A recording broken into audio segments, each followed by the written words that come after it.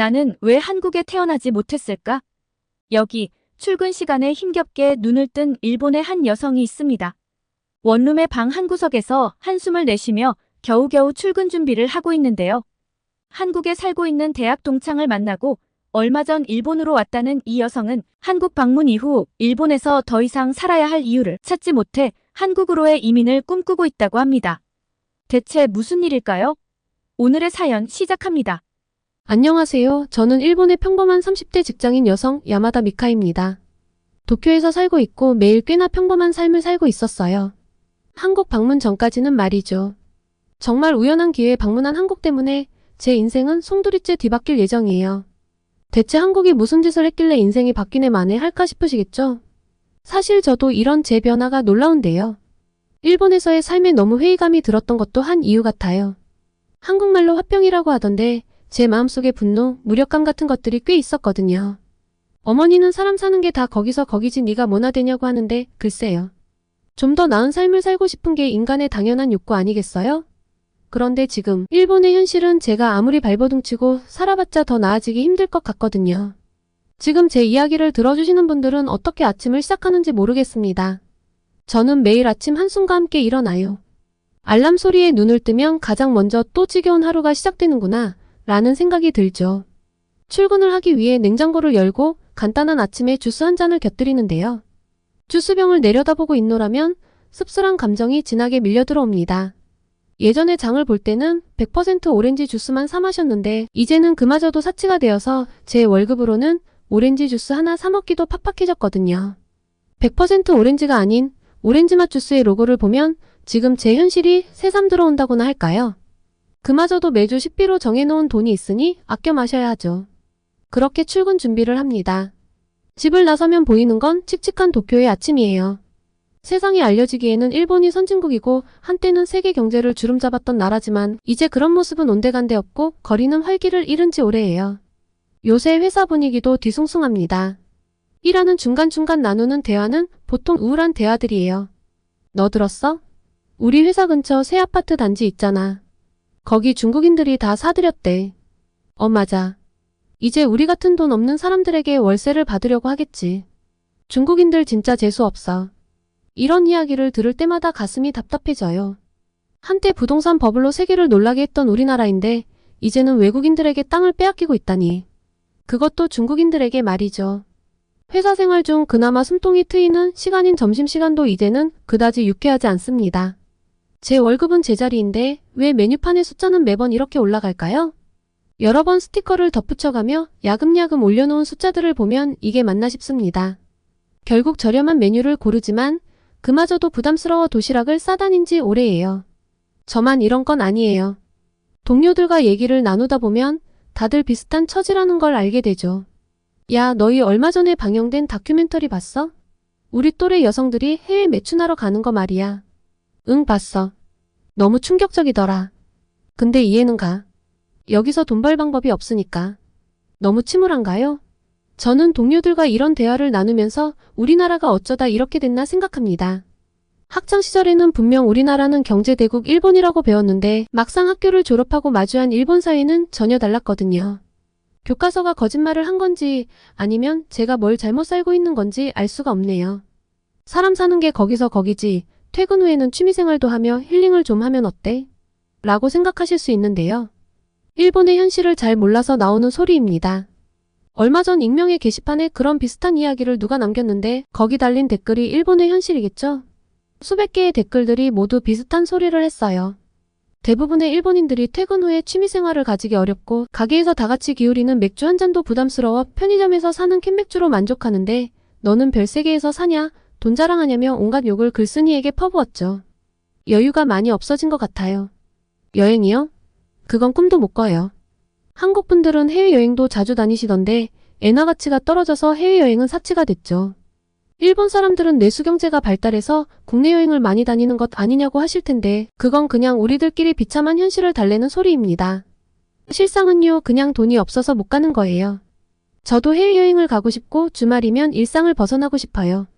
하지만 가까운 근교 여행도 교통비가 비싸서 부담스럽거든요.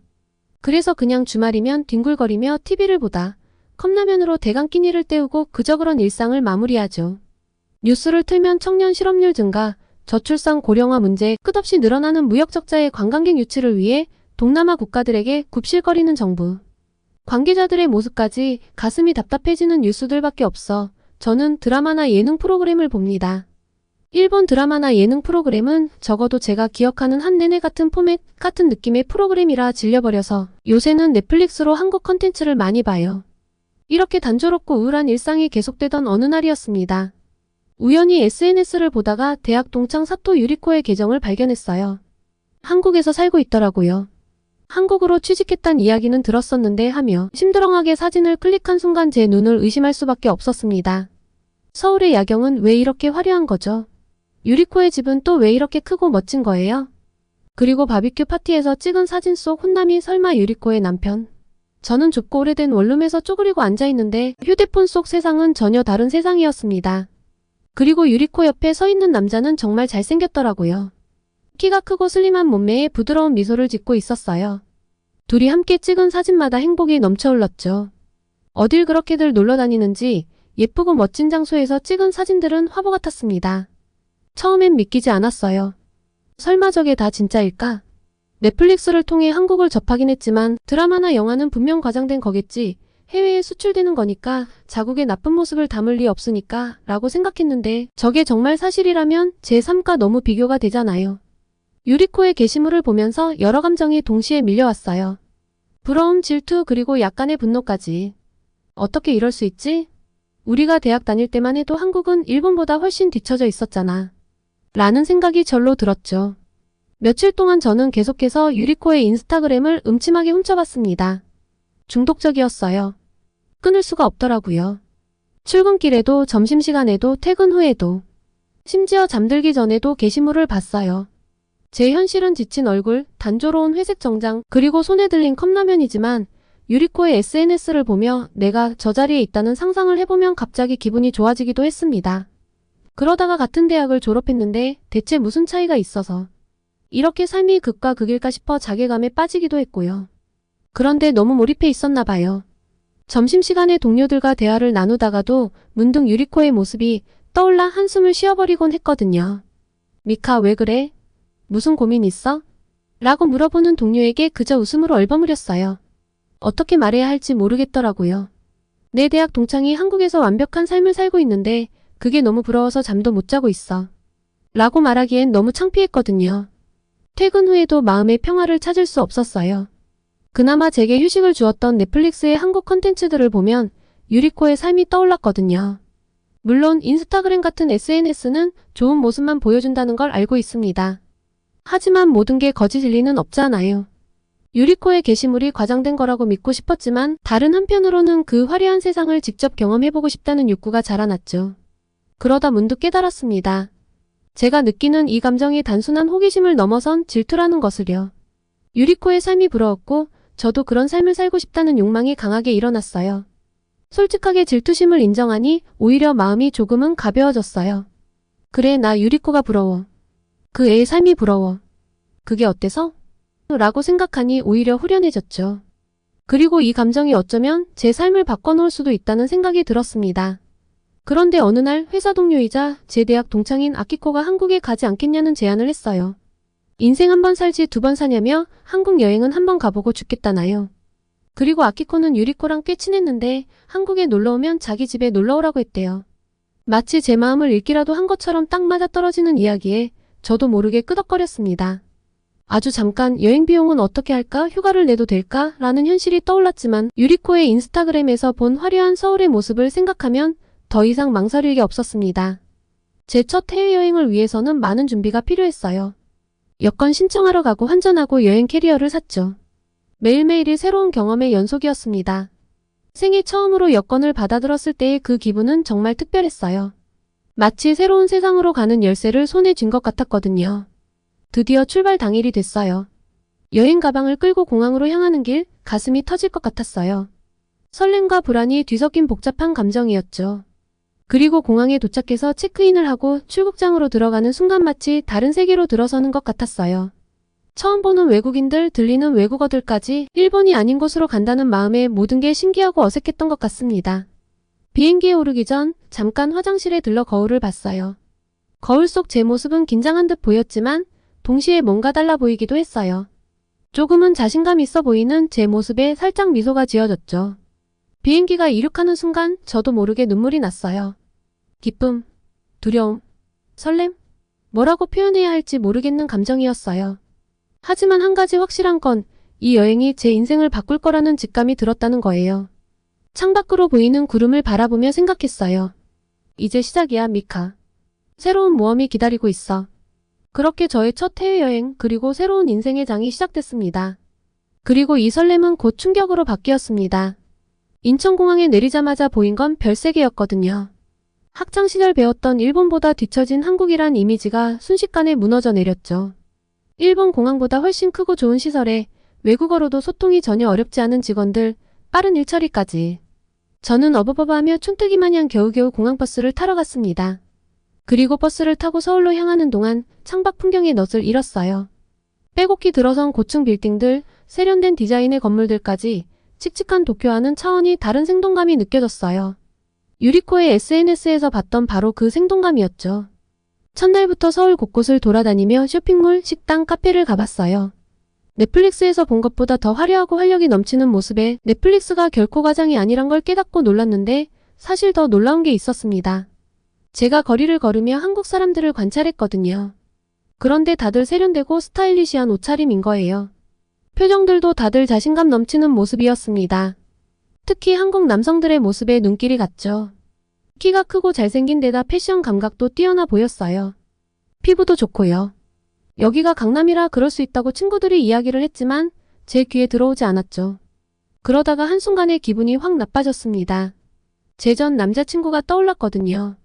구부정한 자세, 촌스러운 옷차림, 뻐드렁니, 지저분한 피부. 한국 남성들과 비교하니 갑자기 우울해졌죠. 그러다가 유리코 생각이 났습니다. 내일 유리코 부부를 만나기로 했거든요. 대학을 다닐 때 유리코는 저보다 인기도 없고 공부도 못했는데 대체 어떻게 한국에서 이렇게 인생을 바꿔버린 건지 그 비밀이 곧 풀린다는 생각에 두근거렸죠. 유리코가 어땠냐고요? 처음에 못 알아봤어요.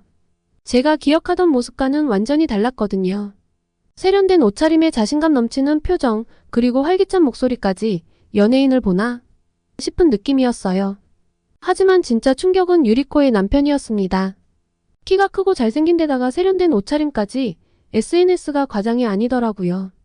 그런데 외모보다 더 놀라웠던 건 그의 태도였어요. 유리코를 대하는 모습이 너무나 상냥하고 자상했거든요.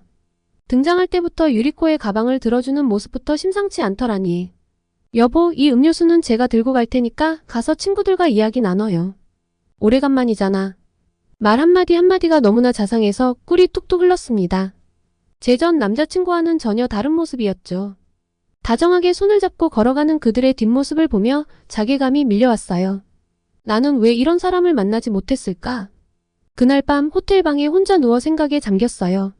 이번 여행을 통해 제가 알던 세상이 완전히 뒤집힌 것 같았죠. 한편으로는 부러움과 질투, 또 한편으로는 분노와 자괴감이 몰려왔어요. 왜 일본은 이렇게 변하지 못했을까? 왜 나는 이런 세상을 몰랐을까? 하지만 동시에 작은 희망도 생겼어요. 아직 며칠의 여행이 남았고 이 기회를 통해 뭔가를 배워갈 수 있을 것 같았거든요. 변해야겠어. 이대로 살다 죽을 순 없지. 잠들기 전 마지막으로 중얼거렸어요. 이 여행이 끝나면 꼭 새로운 사람이 되어 있을 거예요. 다음날 저녁, 저와 친구들은 유리코 부부의 초대로 저녁 식사를 하기 위해 송파의 한 아파트 단지로 향했습니다. 남편이 저희에게 한국 집밥을 꼭 대접해드리고 싶다고 했다나요. 지하철역과 가까운 아파트역은 웅장한 성인 줄 알았습니다. 대체 뭐가 이렇게 높지? 그리고 비웃으실 수 있는데 입구를 찾지 못했어요. 대체 어떻게 들어가야 하는지 우왕좌왕하다가 유리코에게 연락을 했죠. 보안카드에 빠르고 깔끔한 엘리베이터까지 일본의 일반적인 주택과는 너무나 차이가 나서 몸을 어디다 둬야 할지 모르겠더라고요. 그리고 집에 들어선 순간 저는 다리에 힘이 풀렸습니다. 뭐가 이렇게 넓고 크지? 친구들이 집이 넓고 좋다고 감탄하니 유리코가 웃으며 말했어요. 여기가 85제곱미터야. 한국에선 평범해. 이거 큰 평수가 아닌데 부끄럽네. 촌티를 안 내려고 했는데 자꾸 촌스러워지더라고요. 가전제품도 너무 크고 좋았어요. 일본에서는 볼 수가 없는 크고 좋은 제품들이어서 놀랐죠. 전자동 블라인드에 음식물 쓰레기 처리기까지. 유리코 남편은 회사원이랬는데 대체 어떻게 이렇게 재벌 같은 삶이 가능할까요? 하지만 뭐니뭐니 해도 놀라운 건 남편이었습니다. 이런 걸 유니콘이라고 하나요? 유리코가 자기는 한식에 서툴러 저녁 식사를 남편이 다 차렸다는데 일본에서는 말이 안 되는 모습이었거든요. 앞치마를 두른 채 요리하는 남편이라니. 제 전 남자친구가 떠올랐어요. 요리는커녕 설거지도 안 하던 그와 달리 유리코의 남편은 요리에 청소까지 척척 해내더라고요. 우리 남편이 정말 자상하지 않아? 유리코가 자랑스레 말했어요. 한국 남자들이 다 이런 건 아니지만 요즘엔 집안일을 돕는 게 당연하대. 평등한 관계를 중요하게 여기거든. 유리코는 한국의 행정 시스템에 대해서도 자랑했어요. 있잖아 미카.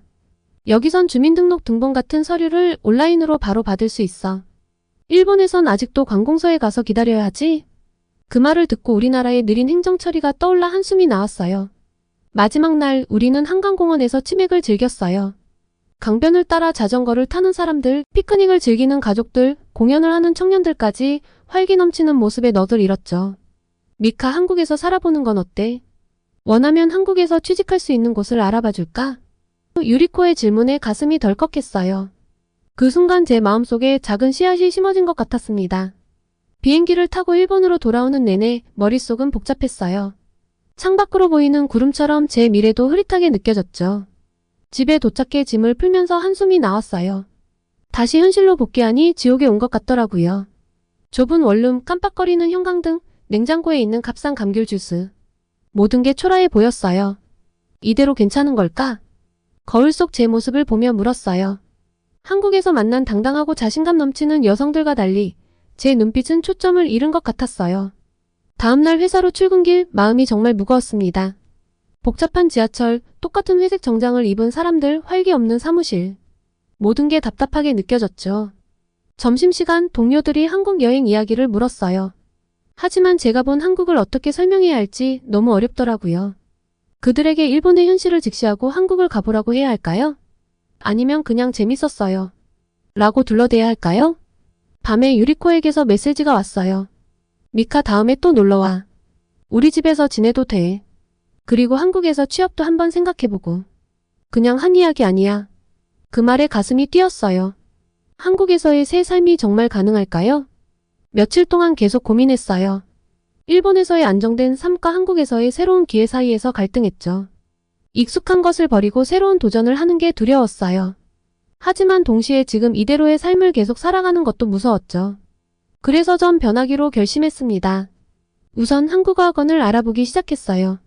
온라인으로 한국 뉴스도 보고 한국 드라마도 공부를 하는 것처럼 보기 시작했어요. 언어가 되어야 가서 적응을 잘할 테니까요. 남들이 보기엔 작은 변화겠지만 이게 제 인생의 전환점이 될 수 있을 거란 희망을 품고 더 이상 예전의 제 모습으로 살지 않기 위해 저는 지금 노력 중입니다. 유창한 한국어로 한국에서 새 삶을 사는 제 모습을 꿈꾸면서요. 언젠가는 일본어가 아닌 한국어로도 제 이야기를 전할 수 있겠죠? 제 목표는 2년 안에 한국으로 취직을 성공하는 거예요. 제 일본 탈출을 응원해 주시면 감사하겠습니다. 스위스에 다시 갈 일? 절대 없을 거예요. 전 무슨 일이 있어도 한국에 있을 거라고요. 여러분은 스위스라는 나라에 대해 어떤 이미지를 가지고 계시나요? 대다수의 한국인들은 아마 물가가 비싸지만 임금이 높다, 자연환경이 아름답다, 살기 좋은 나라다라는 생각을 하실 수 있겠는데요. 오늘 사연의 주인공은 우연히 한국을 한번 방문한 뒤 스위스에서 한국으로 오기 위해 갖은 노력을 했고 드디어 꿈을 이루게 되었다고 합니다. 그토록 한국에 오고 싶었던 이유가 무엇일까요? 오늘의 사연 시작합니다. 안녕하세요. 저는 스위스 취리히에 살았고 지금은 한국의 서울에서 1년째 지내고 있는 마리아라고 합니다. 제가 한국에 온 뒤로 한국 분들과 대화할 때마다 꼭 듣는 이야기가 있습니다. 바로 아니 왜 그 살기 좋은 스위스에서 한국을 왔어요? 인데요. 이런 이야기를 들을 때마다 저는 엄청 당황스러웠는데요. 알고 보니 한국에서 스위스 이미지가 참 좋더라고요. 물론 어떤 면에서는 살기 좋은 나라는 맞습니다. 저도 제 조국인데 무작정 다 나쁘다, 싫다고 이야기할 리는 없잖아요. 그런데요, 한국에 비하면 정말 불편한 점이 많고 답답한 것들이 많아요. 평범한 스위스 사람인 제가 봤을 때 이런 천국 같은 나라에서 사는 한국인들이 스위스를 부러워하는지 이해가 안 가는 것 투성이죠. 그래서 오늘은 왜 제가 살기 좋은 스위스에서 한국을 왔는지 한번 이야기해 보려고 합니다. 우선 스위스 사람들이 아시아를 또 한국을 어떻게 생각하는지부터 좀 이야기를 해야 할 것 같은데요. 아주 예전부터 꽤 최근까지 스위스에서 세련된 아시아 문화라고 하면 일본이 대세였어요. 유럽 사람들이 고정관념처럼 떠올리는 동양풍의 아름다움은 곧 일본이었죠. 이렇게 말하면 다들 어이없어 하시겠지만 유럽 사람들 중에서도 특히 스위스 사람들은 새로운 것에 관심이 없고 정말 보수적인 국민 성향을 가지고 있어요. 그리고 제가 자국민들을 이렇게 표현해서 좀 불편하게 들리실 수 있지만 특유의 오만함을 가진 나라이기도 하죠. 한국뿐 아니라 아시아에 대한 이해도 자체가 굉장히 수준이 낮습니다. 단적인 예를 들어보면 스프링롤과 딤섬이 있는 냉동식품 껍질콩과 죽순이 담긴 야채 믹스를 아시아 믹스라는 명칭으로 판매하고 있어요. 저는 한국에 대한 이해도가 있기 때문에 한국에서 껍질콩과 죽순을 일상적으로 먹지 않고 스프링롤과 딤섬은 한국에서도 외국 음식이라는 건 알지만 아직도 많은 스위스인들은 아시아 사람들은 다 이런 걸 먹지 라고 생각하고 있어요. 아시아 개별 국가에 대한 이해도가 전혀 없이 장명된 이 이상한 이름의 제품은 아직도 팔리고 있습니다. 그러다 보니 짝퉁 식당들도 많아요. 취리 번화가에 아시아 식당이 있는데 한국 음식을 판다고 내걸고 있거든요. 근데요, 그냥 짝퉁이에요. 치킨 9조각에 3만원 가까이 받는 날강도지만 한국식 치킨을 제대로 아는 사람이 없다 보니 꽤나 잘 팔리고 있죠. 게다가 다른 나라로 나와서 객관적으로 바라보게 되니 정말 어이없게 느껴지는 유럽 백인 특유의 우리는 우월해라는 태도가 몸에 배어 아시아라면 무조건 자기들보다 가난하고 못 사는 나라인 줄 아는 어이없는 경우도 있어요. 한국에 대해서는 북한을 먼저 떠올리고 아시아는 하나의 나라로 인식했던 게 불과 몇 년 전입니다. 지금은 어떻냐고요? 그렇게 배타적이고 보수적인 스위스 사회에도 한국이 정말 많이 스며들었습니다. 개인적으로는 이런 분위기에 스위스에 이렇게 한국이 스며든 것 자체가 한국의 문화, 파워가 정말 엄청나다는 증거라고 생각해요. 이슬람 국가도 뚫은 한류라고는 하지만 제 생각에는 이슬람 국가보다 문화적으로 더 침투하기 힘든 나라가 스위스 아닐까 하거든요. 이제는 아시아마트나 식당에서는 케이팝이 익숙하게 나오고 영화 기생충은 스위스 전역의 극장에서 인기몰이를 했으며 한국어 수업을 듣는 성인도 늘어나고 있어요. 젊은 층에서는 SNS에서 그룹을 만들어 한국 아이돌과 음악을 좋아하는 사람들이 모임을 가지죠. 10대, 20대들은 케이팝과 한국어에 빠지며 한국 여행을 가는 것도 꽤나 유행입니다. 이 친구들은 BTS나 한글 단어가 쓰인 티셔츠를 입고 다니기도 해요. 특히 드라마 인기가 큽니다. 이태원 클라스는 청소년층에서 인기가 많았거든요. 다들 한국어 괜찮아를 외치고 다니는 코리아붐을 만들어냈다고 스위스 신문에 나오기도 했고요. 오징어 게임은 아시아 컨텐츠가 쉽게 흥하지 못하는 스위스에서 유례없는 인기였습니다. 이제 다들 한류를 인정하고 TV 뉴스나 신문에서도 한국이 종종 등장하며 한국에 대한 이해의 폭이 넓어지고 있다고 보시면 돼요. 저는 어땠냐고요? 솔직히 말하자면 저도 한국에 대해서 잘 몰랐던 사람입니다. 한류가 본격적으로 퍼지기 전 다른 스위스인들과 다를 바가 없었다고 생각하시면 돼요. 다니던 회사에서 5년 전 한국지사로 출장을 보냈을 때 한국이 아닌 아시아로 가네 라고 생각했으니까요. 장기 출장이라 생활 정보를 좀 찾아보았는데 서울에는 트램이 없다고 해서 그럼 도시간 이동은 어떻게 하지? 확실히 인프라가 스위스에 비해 떨어지네 싶어 걱정을 했었을 정도니까요. 별 생각 없이 방문했던 한국은 제게 엄청난 쇼크를 주었습니다. 제가 주로 이용하는 취리 국제공항은 시설이 참 좋거든요. 유럽에서도 세계에서도 순위권으로 꼽히는 곳입니다.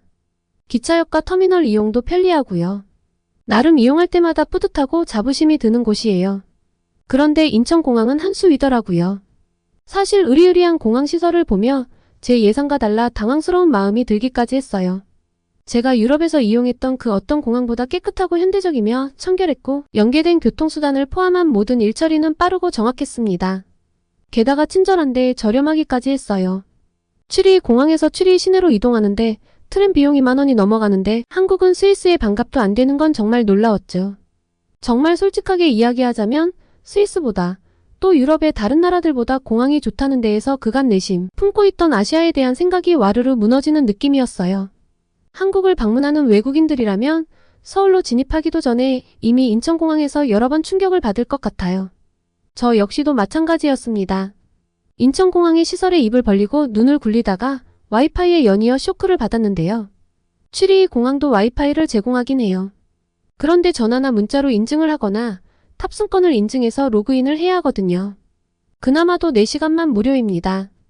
4시간이 지나면 7시간이 지나야 다시 접속이 가능하죠. 그러니까 비행기 타기 전에 일찍 도착해서 대기하고 있는데 비행기 지연이 되어 늦게 타게 되면 와이파이를 못 쓰는 겁니다. 그런데 인천공항은 번거로운 절차 하나 없이 무료 와이파이가 팡팡 터지는데 유럽 전역의 그 어느 국가와도 비교 불가한 속도라서 한동안 얼떨떨한 상태였습니다. 뭘 클릭하든 팍팍 뜨는데 내가 지금까지 썼던 인터넷은 뭐지? 싶었으니까요. 이어서 서울로 이동하면서 수많은 초고층 건물들과 화려한 시설들을 보며 내가 뭔가 한국에 대해 단단히 잘못 알고 있었구나 싶었죠. 그리고 한 달간 한국을 경험하며 저는 한국에 푹 빠지게 되었습니다. 처음에 가장 놀라웠던 건 24시간 편의점, 늦게까지 여는 마트와 식당 등 생활 전반이 너무나 편했단 거예요. 출장 기간 중 한국 동료들이 제게 알려준 한국어 중에 불금, 불토 같은 단어가 있었거든요. 처음엔 아니 금요일 저녁, 토요일 저녁이 왜 특별하지? 했는데 어느 순간 저도 즐기고 있더라고요. 한 번씩 이런 내 자신이 너무나 어색하긴 했지만요. 아니 스위스 사람들은 저녁에 놀지도 않아?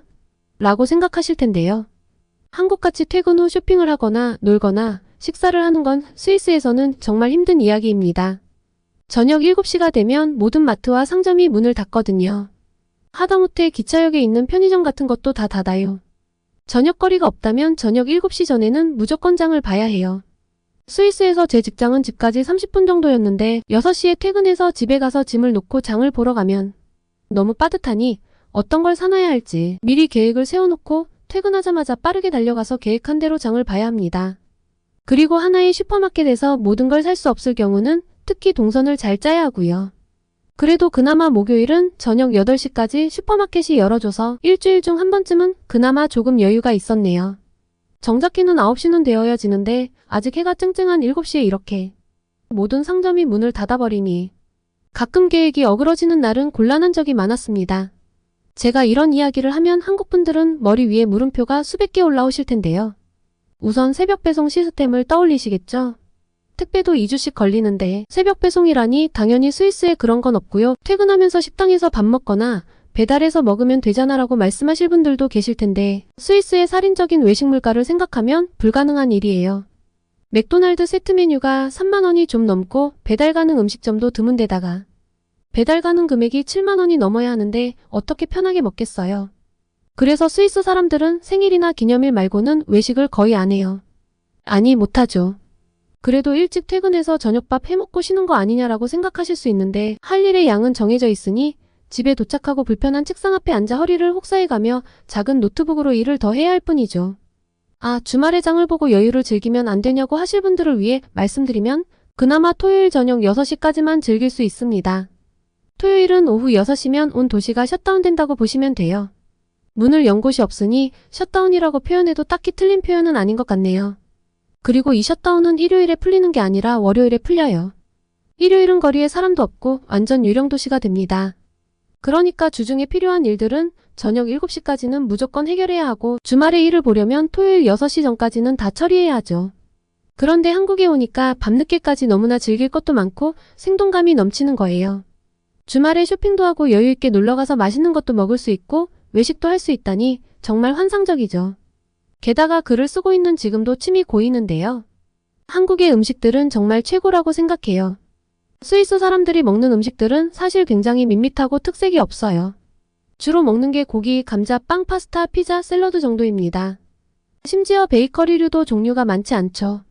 감자와 고기, 시금치를 올린 스위스의 일반적인 가정식을 보면 한국 분들은 아마 절로 미간이 찌푸려지실 거예요. 영국 음식이 맛없다는 건 다들 알고 있는데 사실 정말 맛없는 곳은 스위스라고 생각합니다. 스위스 지형 특성상 산이 많고 땅이 척박하고 바다가 없어 식재료가 빈곤하니 애시당초 음식 문화가 발달할 수가 없죠. 스위스 사람들은 해산물을 접할 기회가 많지 않아 안 먹고 못 먹는 사람이 많은데요. 저도 사실 해산물을 잘 못 먹었어요. 지금은 해물탕, 동태탕 생각을 하면 그 국물 맛에 입을 쩍쩍 다시게 되는데 대다수의 스위스인들은 평생 가야 이 맛을 못 느껴보니 불쌍하기 짝이 없죠. 스위스에선 먹어봤자 흰살 생선이고 아니면 민물고기인데 흙냄새가 나서 전 생선을 몹시 싫어했거든요. 한국 분들이라면 민물고기도 맛있게 먹는 방법을 알지 않을까 싶은데 스위스는 생선 요리라고 해봤자 크림소스, 토마토 소스, 소금구이가 끝이니까요. 그런데 한국 음식은 재료와 재료들을 섞어 새로운 음식을 만들고 비주얼을 아름답게 만들고 신제품과 신메뉴가 끊임없이 쏟아지죠. 저는 안 먹어본 맛, 재료에 엄청나게 보수적이어서 매번 먹는 것만 먹었는데 한국의 다채로운 식문화는 컬처 쇼크 그 자체였어요. 그리고 생활 전반의 편리성, 생동감, 맛있는 음식과 함께 결정적으로 제가 한국으로 다시 가야겠다고 결심한 이유는 바로 의료 시스템이었습니다. 출장을 와 있는 동안 어금니가 자꾸 쑤시고 아팠거든요. 함께 일했던 한국 사람들이 치킨을 먹으러 가자고 하는데 치아가 너무 불편해서 못 갈 정도였어요. 그렇게 환장하게 좋아하는 치킨을 안 먹다니 무슨 일이냐고 묻는 사람들에게 이가 아파서요. 라고 했더니 다들 황당하게 절 쳐다봤습니다. 아니, 널린 게 치과인데 왜 점심시간에 안 갔다 왔어? 치과는 시간 끌면 일만 커져, 내일은 꼭 가봐. 라고 하는데 이번엔 제가 한국 동료들을 멀뚱멀뚱 쳐다봤죠. 스위스에서는 치과 진료는 2주에서 한 달 전에 예약을 해야 해요. 그리고 비용이 상상 초월이거든요. 엄청난 치료를 하지 않아도 엑스레이 한 번에 25만원, 스케일링 한 번에 30만원 등등 한 번 치과에 갔다 하면 몇십만원, 몇백만원은 우습게 깨집니다. 그런데 한국에서는 크라운 가격이 비보험인데도 스위스의 3분의 1이더라고요. 게다가 딱히 예약 없이도 바로 치료를 받을 수 있었고 일말의 고통 없이 아주 빠르게 치아 치료를 끝낼 수 있었죠. 치과에 갔다 온 후에 흥분해서 한국인들에게 원래 한국 병원은 이렇게 저렴하고 또 오래 기다리지 않아도 되고 기술도 좋은 건지 아니면 내가 갔던 병원이 엄청 특별했던 건지 물어보니 한국인 동료가 외국인이라 의료보험 적용이 안 돼서 많이 나온 거고 웬만한 동네 병원들은 예약 없이도 갈 수 있다고 하더라고요. 물론 인기가 아주 좋으면 예약을 해야 하겠지만 간단한 동네 병원에서의 치료에 한 달 전 예약까진 필요가 없다고 하는 거예요. 충격으로 손이 떨렸습니다. 이런 나라가 진짜 나라지 싶었죠. 이런 이야기를 하면 스위스는 월급 많이 준다며 하는 분들도 가끔 계시던데요. 급여가 높은 건 맞습니다. 평균 임금이 월 1,000만 원 정도이고 하나로는 570만 원 정도부터 기본 급여로 시작하거든요. 하지만 저희끼리는 스위스에는 비싸거나 더 비싼 것만 있다라는 이야기를 종종 하곤 합니다. 집세 내고 보험비 내고 생활비 쓰면 사실 남는 건 거의 없거든요. 꽤나 고액 연봉을 받는 금융 애널리스트인 선배가 집을 알아봤었어요. 동네에 매물로 나온 적당한 크기의 방 3개짜리 40평짜리 단독주택에 살기 좋아 보여 알아봤더니 가격이 108억 원이었다고요. 지금 여자친구와 작은 임대 아파트에서 살고 있는데 아무래도 이 생활을 벗어나기 힘들 것 같다며 씁쓸하게 웃더라고요. 도심지 전문직 종사자들도 대부분 자가주택이 없고 대부분 임대를 살고 있습니다. 제가 살았던 취리히는 원룸 월세가 430만 원 정도예요. 아주 세련된 신축이 아니라 정말 낡은 원룸 아파트인데도요. 결혼해서 아이가 있는 사람들은 방도 있어야 하니 월세만 한 달에 800만 원 정도를 지불하고 사는 게 일반적이죠. 그러니 비싼 물가에 익숙한 스위스 사람에게도 치과 비용은 엄청나게 부담이 됩니다. 나라에서 강제로 가입하는 의료보험이 있긴 있는데요. 보통 성인이면 한 달에 50만 원에서 60만 원 정도를 냅니다. 미취학 아동들은 한 달에 18만 원 정도를 내죠. 한국의 피부양자 제도는 스위스에 존재하지 않아요. 그런데 웃긴 건 이 의료보험은 심지어 외국인이라도 3개월 이상 거주하면 무조건 가입을 하게 해놨는데 운영의 주체는 정부가 아닌 민영보험사입니다. 그래서 사람들은 수십 개의 보험사가 제공하는 다양한 상품 중에 선택을 하는데 이때 가장 중요한 건 공제 한도의 설정입니다. 스위스 의료보험은 기본적으로 가입자 부담이 굉장히 커요. 최소 39만 원부터 최대 325만 원까지 공제 한도를 설정할 수 있는데 공제 한도로 설정한 금액까지는 가입자가 병원에 갔을 때 전액을 부담하게 됩니다. 공제 한도를 넘어선 의료비가 나오면 가입자는 청구 금액의 10%를 내고요. 공제 한도가 낮으면 당연히 매달 보험료는 올라가고 한도가 높으면 보험료가 내려갑니다. 이렇게 가입자 부담이 큰 이유는 시스템 남용을 막기 위해서라는데 남용하기에는 병원비가 너무 비싸요. 두드러기가 나서 피부과에 갔는데 별 문제 없다란 말을 듣고 나오는데 걸린 시간은 딱 3분 그리고 8만 원이 청구가 되는데 어떻게 남용을 하겠어요? 제일 문제는 옵션으로 빠져있는 치과입니다. 사실 한국에서 탈이 났던 그 치아도 제가 비용 부담 때문에 치료를 미뤄놨던 게 다시 탈이 났던 건데요. 염증도 많고 신경치료도 필요한 치아가 6개이고 이거저거 따지더니 제게 청구된 비용은 1,560만 원이었습니다. 미친 듯이 전화를 돌리고 인터넷을 찾아 싸다고 소문난 병원을 찾아갔는데 700만 원을 부르더라고요. 이러니 가까운 프랑스나 독일로 치과 진료를 받으러 가죠. 거기는 스위스 반값이거든요. 문제는 스위스 사람들이 치과 진료를 받으러 하도 가는 통에 예약을 해도 2달을 기다려야 한다는 거죠. 그래서 치료를 못하고 있었어요. 스위스의 살인적인 집값, 국민 부담이 큰 의료 시스템, 불편한 생활상들이 한국과 하나하나 비교가 되니 정말 못 살겠더라고요. 한국을 몰랐다면 모를까 어떻게 이걸 다 알고 계속 스위스에서 살겠어요? 출장이 끝나 스위스로 돌아가는 길, 정말 도살장에 끌려가는 소가 이런 기분일까 싶었습니다. 하지만 이대로 주저앉을 수는 없죠. 길을 쓰고 다시 한국으로 갈 방법을 찾았습니다. 이직을 할 준비까지 끝마쳤었는데 다행히 한국지사로 발령을 내달라는 제 요청을 받아줘서 이직까지는 가지 않아도 됐습니다. 중간에 코로나 때문에 모든 게 수포로 돌아가는가 싶어 절망에 빠지기도 했는데 다행히 작년 초 이맘때 한국 땅을 밟을 수 있었죠. 얼마나 감격스럽던지요. 그리고 한국에서 본격적으로 살면서는 정말 스위스를 떠나오기 잘했다는 생각뿐입니다. 역시 한 달은 너무 짧았어요. 그리고 한 달간 한국을 경험했지만 그건 아주 단편적이었구나라는 것을 느끼는 요즘입니다. 아주 소소하게는 모든 종이 우편으로 날아와 며칠씩 기다려야 하는 스위스와 다르게 한국은 휴대폰 인증 같은 것을 통해 제까닥 일을 처리할 수 있다는 것도 참 좋아요. 당장 교통카드만 해도 한국은 바로 살 수 있어서 얼마나 편한데요. 스위스는 직접 오피스에 방문해서 신청해도 임시 탑승권을 주고 실물 카드는 우편으로 보내주거든요. 스위스에서는 그냥 그러려니 하고 살았는데 한국에 와서 보니 한국의 모든 것들이 가장 최적의 효율성으로 맞춰져 있구나 싶은 거예요. 한국과 비교하면 스위스는 대체 왜 그러고 살까 싶은 순간들이 너무 많은데 한국에 대한 제 감상을 들을 때마다 한국 동료들이 경악하는 것도 이제는 다들 즐기고 있어요. 예를 들어 내 한국집은 방충망이 있어서 좋아 라고 했더니 다들 경악하는 그런 순간들이죠. 스위스는 집에 방충망이 없어서 손바닥만한 거미가 집으로 들어오거든요. 한국 동료들이 경악할 때마다 저는 웃기면서 좀 슬프기도 한데 이런 걸 한국 사람들이 우프다라고 한다는 것도 배웠어요. 온 지 겨우 1년째이지만 반 한국인이 된 느낌입니다. 머나먼 외국인데 어쩜 이렇게 마음에 쏙 드는 나라가 있을까 싶어요. 같이 일하는 동료들도 정말 열심히 일해서 저도 같이 의욕이 올라오는데 이래야 사람 사는 거지 싶은 요즘입니다. 역동적이고 살아있는 나라이고 변화가 빨라서 생동감 있는 삶이 가능한 한국이 너무나 사랑스러워요. 비린내 나는 삼각김밥 하나에 6,000원, 세탁소가 6시에 닫아서 드라이를 맡길 수 없는 곳, 스위스로는 절대 돌아가지 않을 거라는 결심으로 요새 열심히 한국어 공부 중인데요. 언젠가 유창한 한국어로 다시 한번 한국 생활의 감상을 전하겠습니다. 오늘은 일본의 현실에 지쳐가던 직장 여성이 한국 남성과 결혼해 한국의 생활을 엿보고 큰 충격을 받은 이야기, 그리고 스위스의 여성이 한국에 와서 한국의 생활상을 보고 이민을 결심한 이야기, 이렇게 두 가지 사연을 전해드렸습니다. 오늘의 사연이 마음에 드셨다면 구독과 좋아요를 눌러주세요. 여러분의 구독과 좋아요는 계속해서 좋은 사연을 소개할 수 있는 힘이 됩니다.